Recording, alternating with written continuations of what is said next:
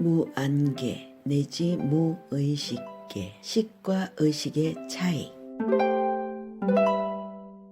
이제 설명해야 할 부분은 무안개 내지 무의식계입니다. 저는 참으로 곤혹스러운 처지가 되어버렸습니다.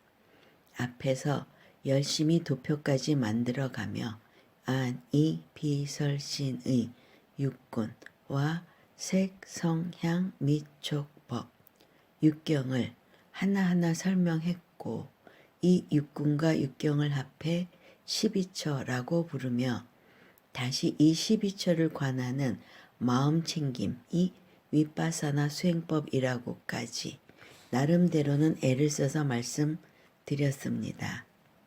그런데 또 안개 내지 의식계가 무하다고 반야신경에서 되풀이해버리니 제가 얼마나 고달픈 처지가 되었는지 한 번쯤 생각해 달라고 부탁드립니다. 내지는 뭐뭐란 뜻이니 풀었으면 무안개, 무이계, 무비계, 무설계, 무신계, 무의식계가 됩니다. 하지만 가만히 살펴보십시오. 앞의 안, 이, 비, 설, 신의 육군과 색, 성향, 미촉, 법, 육경의 단순한 반복이 아닌 것을 발견하셔야 합니다. 한눈에도 구별되는 개라는 한 글자의 추가는 그렇다 치고 제 관심은 앞에서는 공중무, 식과 공중무의 라고 의와 식을 구별해서 사용하고 지금은 합쳐서 의식이라고 쓰는 의미 있는 차이가 있습니다. 이 부분은 현장역이 아닌 제가 소개한 법얼 3장 스님 역에서도 역시 의식으로 번역했다는 말입니다. 우선 개부터 해결하고 왜 의식이라 했는지를 생각해 보겠습니다. 이럴 땐 역시 시각적 효과가 있는 도표가 이해에 도움이 됩니다. 육군 더하기 육경 더하기 육식은 18개. 안은 색안. 안근이 색경에 부딪혀 안식을 일으킴. 이, 성, 이. 이근이 성경에 부딪혀 이식을 일으킴. 비, 향, 비. 비근이 향경에 부딪혀 비식을 일으킴. 설, 미, 설. 설근이 미경에 부딪혀 설식을 일으킴. 신, 촉, 신. 신근이 촉경에 부딪혀 신식을 일으킴. 의, 법, 의식. 의근이 법경에 부딪혀 의식을 일으킴. 이 의식은 실은 앞의 방법대로 대입시켜 표현하자면 의식식을 일으킴이라고 해야 합니다. 단순히 육근에 육경을 더해 12처, 거기에 또 육식을 더하면 18개가 된다는 것은 그렇다 치고 반야신경에서는 무안개 내지 무식계라고 해야 당연할 것 같은데 무안개 내지 무의식계라고 했다는데 주목할 필요가 있습니다.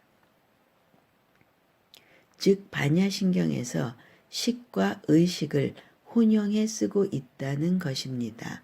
지나가는 길에 양념 설명입니다. 육군 곱하기 육경 곱하기 3세 과거, 현재, 미래는 108번뇌. 다시 와서 식계와 의식계, 즉 식과 의식을 같은 의미로 썼는지 다른 의미로 썼는지 이것을 도무지 모르겠습니다. 실은 제가 어설프게 반야심경을 설명하고 있긴 하지만 준비 과정에서 이미 우리나라에 출간된 거의 모든 반야신경 해설서를 훑어보았습니다. 그 중에는 경봉스님, 달라이라마, 라즈니시 해설도 포함되어 있습니다. 그런데 지금 제가 제기하는 문제와 앞서 제기한 문제, 고액이란 단어의 문제 등 또 앞으로 제기할 문제에 대해 언급한 책이 없습니다. 경전을 보다가 보면 사소한 것 같지만 이렇듯 한 글자의 해석 차이로 전혀 다른 내용이 되는 경우가 허다합니다. 그래서 이 문제를 분명히 해두어야 한다는 것이 제 생각입니다. 이제 여러분은 제가 제시하는 문제가 한국 불교가 전적으로 의지하고 있는 중국 불교의 관점에서 왜 또 어떻게 벗어나야 하는지를 보여주는 사례라는 것을 느끼셔야 합니다.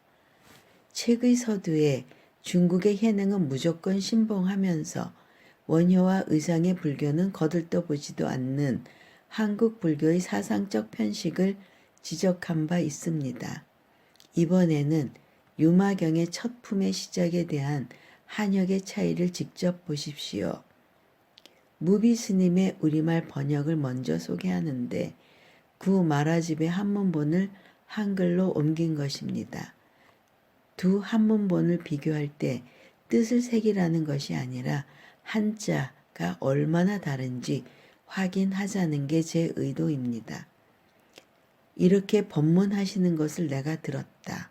어느 때에 부처님께서 비아리 성한 암나나무 동산절에서 큰 비구 대중 8천 사람과 함께 계셨는데 보살은 3만 2천이었으니 여러 사람이 잘 아는 이들이다. 뭇 사람이 아는 바로다. 큰 철과 근본행을 다 남김없이 이룩함은 모든 부처님의 위신으로 세워지는 바라법을 옹호하는 성이 되어서 바른 법을 받아 지님에는 능히 사자의 외침인 듯 이름이 시방에 들리니 뭇 사람이 청하지 않더라도 벗이 되어 이에 편안케 하며 삼보를 이어 받들되 능히 끊이지 않게 하며 마구니를 항복시키고 모든 외도를 제거할세 남김없이 몸이 깨끗하니 5가지 덮임과 10가지 막힘을 길이 여의시다. 이 번역의 한역인 구마라집의 것입니다.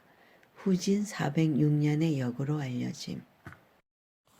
여시 아문 일시 불제 비사리 암라수원 여대 비구 중 8천인구 보살 3만 2천 중소 지식 대지 본행 계실 성취 중인 불청 우이 안지 소룡 삼보 능사 부절 강봉 마원 제제 외도 시리 청정 영리 개전 심상 안주 무애 해탈.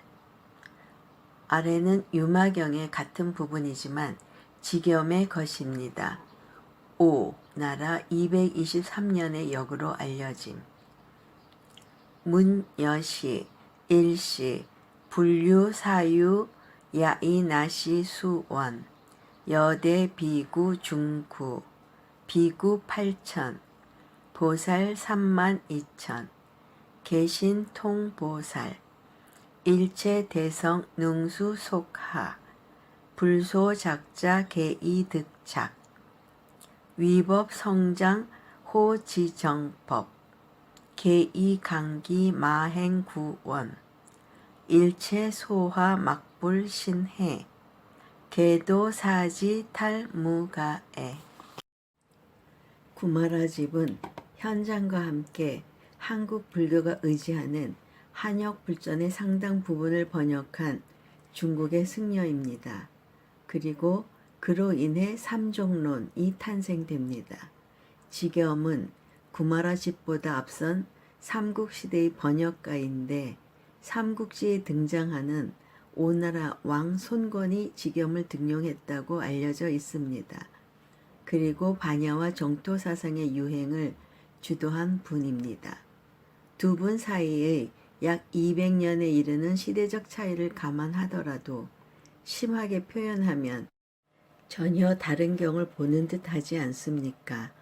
이런 차이가 날 수도 있는 한역 중 특정인의 번역을 마치 부처님의 뜻을 퍼펙트하게 전달하고 있는 것처럼 해석하고 설명하는 것이 한국 불교의 실정이니 어디 선가에만 불림 문자가 있는 것이겠습니까? 제가 현장력과 모든 반야신경 해설서에 식과 의식을 구별하지 않는다고 꼬집어 말하는 이유가 여기에 있습니다. 부처님이 살아계시며 직접 설하신 것을 녹음했다가 재생하듯 이루어진 경전은 사실 하나도 없습니다. 설사 녹음이 되어 있다 하더라도 그 말은 지금의 인도 사람도 제대로 이해하지 못할 것이 뻔합니다. 마치 우리 선조가 사용하였던 이두 문자나 옛 훈민정음의 문자는 고사하고 지금 사용하고 있는 제주도 방언도 전혀 모르듯이 말입니다. 그러니 불림 문자, 즉 문자에 집착하지 말라는 말은 불법의 핵심을 찌르는 기막힌 명언입니다. 다만 제 주장은 그 말이 선가의 전문 용어가 아니라 선과 교를 망라한 불법 이해의 기본 정신이 되어야 한다는 것입니다. 그럼에도 불구하고 반야신경의 식과 의식의 차이를 이번에는 구별해야겠습니다. 그 구별의 이유는 식과 의식을 혼동하지 말자는 것입니다. 자, 이제부터는 식, 의식, 마음을 본격적으로 탐구해 보겠습니다. 불법의 마음, 중생의 마음. 인도에는 지금 우리가 접하는 불교의 틀을 잡은 손꼽히는 위대한 사상가가 있습니다. 실은 사상가라는 말로는 부족하고 거의 보살의 경지에 이른 분들입니다. 용수 150에서 250년경, 무착 310년에서 390년경과 세친 320년에서 400년경이 대표적입니다. 용수는 부파 불교에 속해 있다. 당시의 모든 경전을 통달하고 대승불교의 교의를 확립한 제2석가라는 칭송까지 받는 분인데 그의 저술은 대지도론, 십주비바사론, 중론 등 엄청난 내용의 것들로 가득합니다.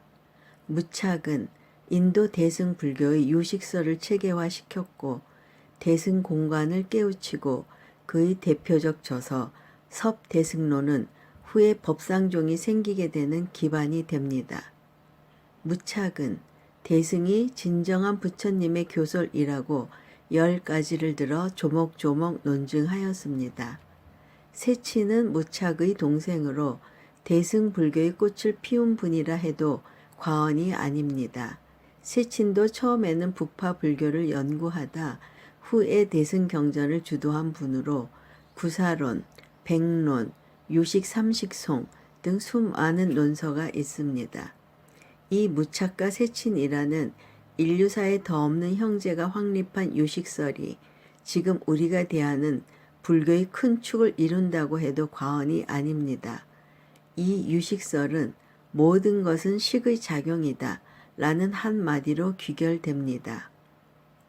선적인 가르침을 말할 때 어김없이 등장하는 예가 있습니다. 깃발이 바람에 펄럭이는 소리를 내며 움직였다. 한 스님이 말하길 깃발이 움직이고 있군. 그러자 다른 스님이 반박했다. 아니야, 깃발이 움직이는 것이 아니라 바람이 움직이는 거야. 이렇게 스님들이 논의가 붙었습니다. 그렇다, 아니다, 바람이다, 깃발이다 하며 다투기 시작했다. 그때 한 객 스님이 말했다. 그것은 바람이 움직이는 것도 아니고 깃발이 움직이는 것도 아니다. 그대들 마음이 움직이는 것이다. 이 객 스님이 바로 육조 해능 선사입니다. 여기서 해능의 말은 화엄경의 유명한 유심계인 일체 유심조, 즉 모든 것은 마음이 만들어내는 것이다 라는 의미와 일치합니다. 불법은 한마디로 마음을 정확히 알라는 가르침이라고 해도 틀리지 않습니다. 그런데 문제는 이 마음이라는 단어가 설명하는 사람의 입장에서나 또 이해하려는 사람의 입장에서나 모두 간단하지가 않다는 데 있습니다. 무슨 소리인가 하면 해능이 말하는 마음과 여러분이 생각하는 마음의 차원이 다르다는 것입니다. 누구든 가장 많이 하고 또 듣는 소리인 아무도 내 마음을 몰라준다 라고 할 때의 마음이 모든 것이 만들어지는 마음은 아닌 것입니다. 마음에도 깊이가 있다는 뜻인데 그 깊이를 양파 껍질 벗기듯 설명해 나가는 것이 바로 유식학입니다. 이제 유식학에 의지해 마음을 하나씩 벗겨 나가겠습니다. 그 전에 긴장을 풀기 위해 각자가 염두에 두는 마음이란 것이 얼마나 자기적인지 보여주는 우스갯소리를 두 가지 소개합니다. 학생, 선생님 앞문이 열렸는데요. 짚어. 선생님, 그래? 학생, 정말 열렸는데요. 선생님, 주번 나와 앞문 닫아. 정신분석의에게 고용되어 있던 비서가 사표를 냈다. 봉급도 많고 일도 편한데 왜 그만두냐는 친구들의 물음에 그녀는 이렇게 설명했다. 만일 조금만 지각하면 저기를 갖고 있다는 식으로 취급하고 시간 전에 출근하면 불안증에 걸려 있다고 진단하고 제 시간에 맞추어 나가면 강박관념에 사로잡혀 있다고 하더라고. 가장 겉의 마음 전오식. 유식학에서는 안식, 이식, 비식, 설식, 신식을 전오식이라 합니다. 제6식인 의식만을 독립된 식으로 구별하여 부르고 그 이전의 식이라는 의미로 전오식이라 합니다. 몇 번 언급하였듯이 눈, 귀, 코, 혀, 몸으로 받아들이고 느끼는 감각의 식을 전오식이라 한다는 이야기인데 나름대로 타당한 이유가 있습니다. 쉽게 말씀드리자면 이 감각기관은 외부 손상에 의해 고장날 수 있는 오류투성이의 정보를 우리에게 제공하고 또 아주 제한적인 정보로 우리를 현혹시키기 때문에 깨달음을 추구하기에는 더욱이 인간의 본성을 이해하기에는 턱없이 부족한 식이라는 말입니다. 좋아하는 색깔이 다르고 입맛이 다르고 취향이 다른 것도 심지어 그러한 차이로 부질없는 시비를 일으키는 것도 참으로 어리석다는 것입니다. 그러니 그냥 느끼는 것으로 그쳐야 한다는 이야기입니다. 아주 심하게 표현하면 이 전오식은 마음 축에도 끼지 못합니다. 오직 의식을 일으키기 위한 전 단계, 생각, 즉 생각을 일으키기 이전의 육체적 감각의 발동이라고 생각하시면 정확합니다. 그렇다고 이것이 뒤의 제6식인 의식과 앞뒤 연관없이 그대로 존재만 하는 것은 아닙니다. 의식을 위해 예비적 식을 잠시 감지하는 것이 전오식이 하는 일입니다. 예를 들어 텔레비전을 보며 웃었다는 것은 전오식 중 눈과 귀의 작용인 안식과 이식이 주로 작용하여 그 결과 웃은 것인데 실상 웃은 마음은 전오식이 아니라 제6식이나 제7식에 속합니다. 이렇듯 제6식은 전오식보다 한 단계 더 깊은 마음을 뜻하고 제7식은 다시 제6식보다 한 단계 더 깊은 마음을 뜻합니다. 따라서 설명도 이런 식, 이번의 식은 방법의 식입니다. 으로 하게 될 겁니다. 그리고 앞의 제 몇 식이라고 제자를 붙인 것은 육군의 육식과 혼돈을 피하기 위함입니다. 제6식인 의식, 반야신경의 무의식계를 설명하려다 더 구체적으로는 현장이 반야신경에서 사용한 식이라는 용어를 사용하다 하필 이때 의식이란 단어로 바꾸어 번역을 하게 된 내면의 세계를 탐구해 보자는 제 의도가 이 어려운 유식학을 설명하는 데까지 와 버렸지만 이런 설명의 의도에는 반야신경을 좀 더 분석적으로 이해시켜 드리려는 제 나름의 이유가 있습니다. 현장 이전의 한역에서는 심, 의, 식을 혼용해 쓴 경우가 많았습니다. 인도에서도 무착과 세친 두 형제에 의해 유식학이 정립되기 시작한 게 3,400년경입니다. 현장은 당나라 스님으로 생몰 연대기 622년에서 664년입니다.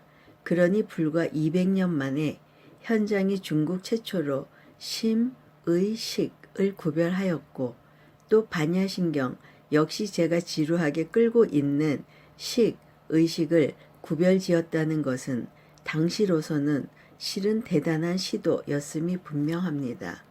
우리나라의 불교가 전래된 교과서에 나오는 공식적인 시기는 고구려 때인 372년으로 되어 있습니다.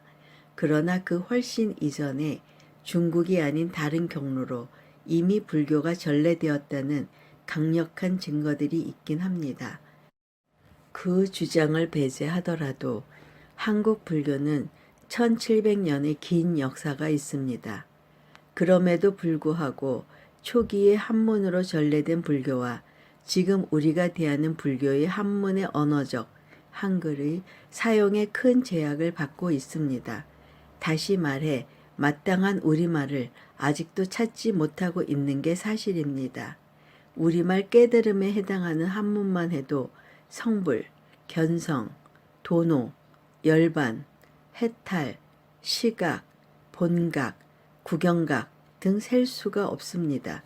게다가 한문으로는 뉘앙스만 다른 것이 아니라 함축하고 있는 내면의 의미도 다릅니다. 그런데 우리는 깨달음, 깨침, 이 외에는 설득력 있는 언어가 없습니다. 아무리 우리나라가 한문을 병용하는 한자 문화권이라 해도 솔직히 이 대목에 이르면 중국의 불교에 기가 죽을 수밖에 없습니다. 결국 현장이 식과 의식을 구별하는 안목을 가진 것은 중국 불교에서도 큰 사상적 도약이라 할 수 있다는 이야기입니다. 심, 의, 식을 유식하게 대입시키면 다음과 같습니다. 심, 제8식, 이숙식, 아뢰야식. 의, 제7식, 사량식, 말라식. 식, 제6식, 요별식, 의식. 물론 거친 대비이긴 하지만 여러분이 이해하시는 데 도움이 될지도 모릅니다. 이 제6식을 요별식이라고도 하는데 전 5식을 통괄하여 분별 시비하는 마음이라는 의미로 부르는 말입니다. 세친의 유식 30노를 번역한 현장은 이 제6식은 대상을 인식하는 모습이 거칠다고 말합니다. 어떤 학자들은 다음에 제7식을 제6식과 혼동하여 요별식이라고 소개하는데 이는 잘못된 것입니다. 어찌되었건 제6식은 불교 수행의 관점에서 보면 문제투성이의 의식입니다. 더욱이 제6식은 인간에게만 있는 의식이 아닙니다. 동물에게도 이 식이 분명히 있습니다. 먹을 것만 보면 침을 흘리는 개의 마음이 단순한 신경 반사 작용이 아니라 설명 그대로 거칠지만 판단할 줄 아는 마음, 다시 말해 제6식의 결과라는 말입니다.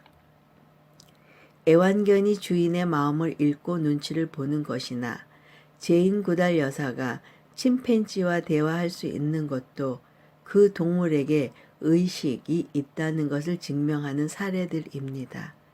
그러니 동물들은 그저 지능이 낮은 것일 뿐 의식이 없다는 말은 성립되지 않는다는 말입니다.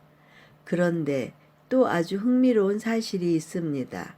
개나 돌고래, 침팬지 등은 인간과 교감이 가능할 정도의 의식을 가지고 있음이 확실하고 지능 지수도 측정이 가능할 정도입니다.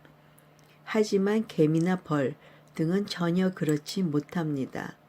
개미나 벌은 거의 본능에 의지하고 의식은 없는 것 같아 보입니다. 그렇지만 벌들이 벌집을 짓는 과정을 보십시오. 수많은 벌이 오직 각자 자신이 맡은 일만 하는 것 같습니다. 한 마리 한 마리의 벌들은 설계도도 없고 지시하는 감독 벌도 없고 더욱이 완성된 벌집을 조감도를 보듯이 예상하는 것 같지도 않습니다. 개미의 경우는 더욱 놀라운 능력을 보여줍니다. 우리나라에는 없지만 열대 지방이나 사막 등에서 사람 키만한 두 개의 휘어진 굴뚝 모양의 것이 끝에서 절묘하게 서로 연결된 개미의 집을 보신 적이 있으실 겁니다. 도대체 수백만 마리의 개미가 어떻게 그처럼 완벽하게 조화를 이룬 하나의 집을 만들 수 있을까 신기한 노릇입니다. 그 정도의 집은 인간도 만들기 어려울 만큼 정교합니다. 아마 그 많은 인원의 인간들이 집을 짓는다면 서로 다른 의식 때문에 영원히 세웠다 헐고 다시 짓는 일만 반복할 것입니다. 아쉽게도 지금은 벌과 개미의 집 짓기에 대해 자세히 설명해 드릴 여유가 없습니다. 다만 간략히 말씀드리면 벌과 개미의 집 짓기는 루퍼트 쉘드레이크 1942년에서 현재 영국 생물학자의 형태장으로 설명이 가능합니다. 형태장은 과거 오랜 시간 동안 적어도 수백만 년 이상 축적된 생각의 저장을 뜻하는데 어떤 과학자는 몇백 년 후에는 이 형태장을 측정할 수 있는 기계가 만들어질 것이라고 주장합니다. 마치 지금의 자기장 측정기처럼 말입니다. 터무니없다고 생각하실지 몰라도 불과 100년 전인 1900년대에 원자가 존재한다고 믿은 물리학자가 없었다는 사실과 별이 빛나는 이유를 추측하는 과학자가 없었다는 사실을 상기하면 이 주장은 웃어 넘길 수만은 없을 것입니다.